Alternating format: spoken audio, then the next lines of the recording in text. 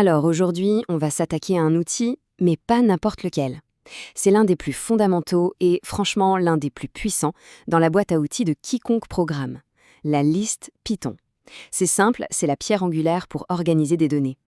Et pour bien maîtriser cet outil, on va faire comme un artisan qui découvre son nouveau matériel. On va y aller étape par étape. On va commencer par les bases, la forge, si l'on veut, pour ensuite monter en compétence jusqu'à l'utiliser dans un projet bien concret. C'est parti. Bon, assez parlé, il est temps de mettre les mains dans le cambouis. Tout bon artisan commence par forger son outil, n'est-ce pas? Eh bien, on va voir que pour créer une liste en Python, la syntaxe est d'une simplicité déconcertante. Regardez ça. Tout commence avec de simples crochets. On peut, par exemple, créer une liste complètement vide comme project_tasks. Imaginez-la comme une boîte vide, prête à être remplie. Ou alors, on peut directement la peupler avec des éléments, comme pour notre shopping_list. Et là, on touche à sa grande force, la flexibilité. On peut y mettre ce qu'on veut, du texte, des chiffres, des nombres à virgule. Tout ce petit monde cohabite sans aucun problème. Ok, notre outil est forgé. Mais pour bien l'utiliser, il faut comprendre sa matière première, son ADN en quelque sorte. Il y a deux règles d'or, deux propriétés fondamentales qui définissent ce qu'est une liste et pourquoi elle est si puissante. Alors, ces deux mots un peu barbares sont ordonné et mutable. Qu'est-ce que ça veut dire? Ordonné, c'est tout simple. Ça veut dire que l'ordre compte et il ne change pas. Le premier élément qu'on met dedans restera toujours le premier. C'est comme des livres sur une étagère. Leur place est fixe. Ensuite, mutable. Ça veut juste dire modifiable. Une fois la liste créée, elle n'est pas figée dans le marbre. On peut ajouter des choses, en enlever, en changer. C'est cette capacité à évoluer qui en fait un outil si flexible. Pour que ce soit bien clair, regardons cet exemple. On a une liste de départ. Puis, hop, l'élément B est remplacé par D et on ajoute un nouvel élément E. Ça, c'est l'aspect mutable en pleine action. La liste a changé. Mais regardez bien A et C. Eux, ils n'ont pas bougé d'un pouce. Ils ont gardé leur position d'origine. Et ça, c'est l'aspect ordonné. C'est aussi simple que ça. Bon, maintenant que la théorie est posée, passons à la pratique. On a notre liste, super, mais comment on fait pour interagir avec? Comment va-t-on chercher un élément bien précis ou même toute une section? C'est ce qu'on va voir tout de suite. Attention, attention, avant de faire quoi que ce soit, il y a la règle d'or à connaître, celle qu'il faut graver dans sa mémoire, parce que c'est le piège classique des débutants. En Python et en programmation en général, on ne commence pas à compter à 1, mais à 0. Oui, 0. Le tout premier élément est donc à la position 0. C'est une convention, mais elle est absolument cruciale. Alors, comment on récupère un élément? C'est super simple. On prend le nom de notre liste, on ouvre des crochets et on met son numéro de position, ce qu'on appelle son index. Par exemple, pour avoir le tout premier outil, Pencil, on va chercher l'index 0. Logique. Et pour le troisième, Eraser, ce sera l'index 2.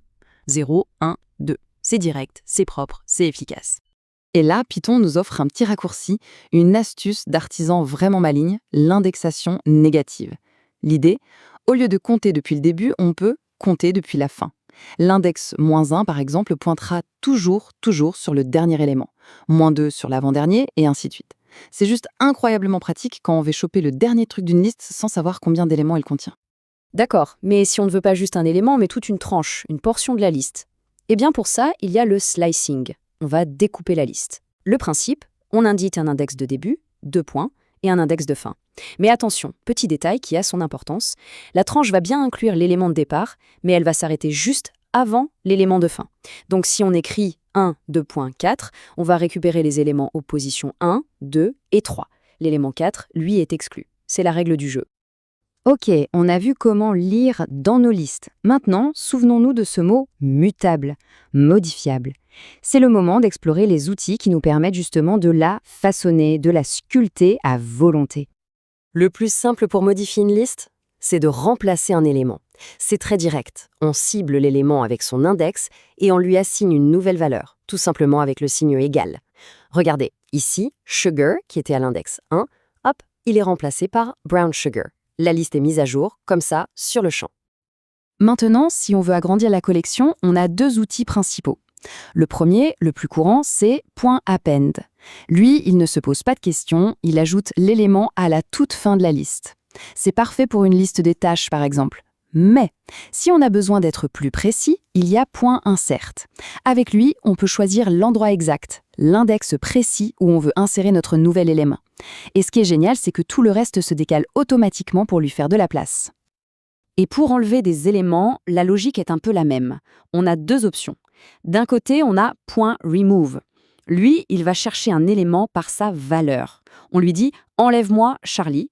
Il va chercher la première personne qui s'appelle Charlie et la supprime. De l'autre côté, on a .pop. Lui, il ne s'intéresse pas à la valeur, mais à la position, à l'index. La vraie question à se poser est donc, est-ce que je sais ce que je veux enlever ou est-ce que je sais où se trouve ce que je veux enlever? Parfait. On a exploré toute la boîte à outils. Maintenant, il est temps d'assembler tout ça et de construire quelque chose de concret.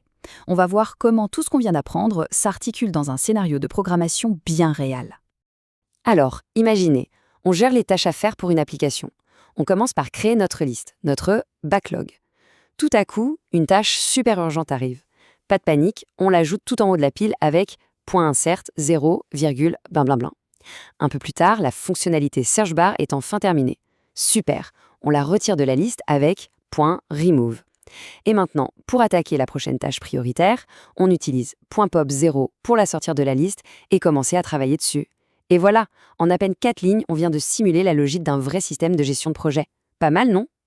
Et voilà, le tour est joué, la boîte à outils est maintenant complète. On a vu comment forger nos listes, comprendre leur nature, à la fois ordonnée et modifiable. On sait maintenant y piocher des informations avec une précision chirurgicale et les façonner à notre guise. Il faut bien comprendre que ce n'est pas juste une structure de données parmi d'autres. C'est vraiment l'un des piliers sur lesquels on peut bâtir des applications solides et efficaces. Parce qu'au final, maîtriser les listes, ça ouvre un champ des possibles qui est juste immense. On peut penser à une liste des meilleurs scores pour un jeu, une liste d'ingrédients pour une application de recettes, une file d'attente de lecture. Les applications sont infinies. La seule question qui reste, maintenant que l'outil est maîtrisé, c'est qu'est-ce qu'on va bien pouvoir construire avec ?